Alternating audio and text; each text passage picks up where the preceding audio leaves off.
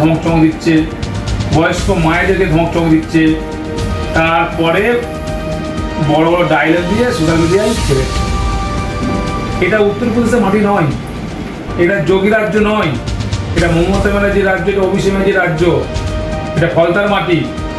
আমরা বাংলার কৃষ্টি সৃষ্টি সংস্কৃতি ঐতিহ্যকে মান্যতা দিয়ে আমরা চলি।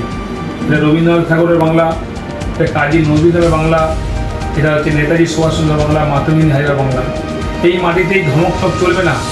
এই বাংলা 200 বছরের রায়ত্ব ব্রিটিশদেরকে বিতাড়িত করেছিল, ক্ষুদিরাম বসুদিনের জীবন দিয়ে ফাঁসি হলো, বিনয় বাদল দীনেশ।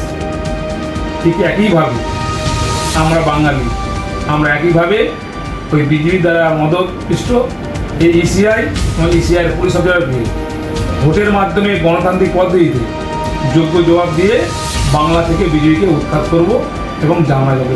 আর অজয় পাল শর্মাকে আপনি কি বলতে চান? অজয় পাল শর্মার তো গতকাল এসেছিল, কিছু আমরা বলিনি, কিন্তু আজকে দেখছি গ্রামের সাধারণ মানুষ তাকে তার বিরুদ্ধে স্লোগান দিয়েছে, বিক্ষোভ দিয়েছে। কেন?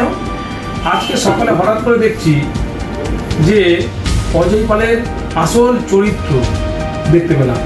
আপনারা নিশ্চয়ই মিডিয়াতে দেখতে পাবেন যে কি, যে মহিলাদের দিয়ে নৃত্য করছে, আনন্দ করছে, ফুর্তি করছে।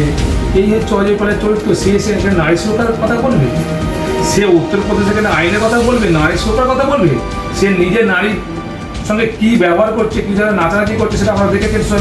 ইলেকশন যদি আপনারা জিতে যান তা আপনি কি করবেন? সেটা আমরা আইনগতভাবে, আমরা ভারতবর্ষের সংবিধানকে মান্যতা দিই, আমরা আইনগতভাবে আমরা হাইকোর্টকে সম্মান করি, সুপ্রিম কোর্টকে সম্মান করি, কোর্টকে সম্মান করি, আইনকে সম্মান করি। তাই আমরা আইনগত পদ্ধতিতে ইলেকশনের পরে যেভাবে যোগ্য জবাব দিতে হয় সেইভাবে যোগ্য জবাব দেবো, এবং উত্তরপ্রদেশ থেকে ওকে পশ্চিমবাংলার হাইকোর্টে আনাবো এবং যোগ্য জবাব কোর্টের মাধ্যমে দেবো। ওকে।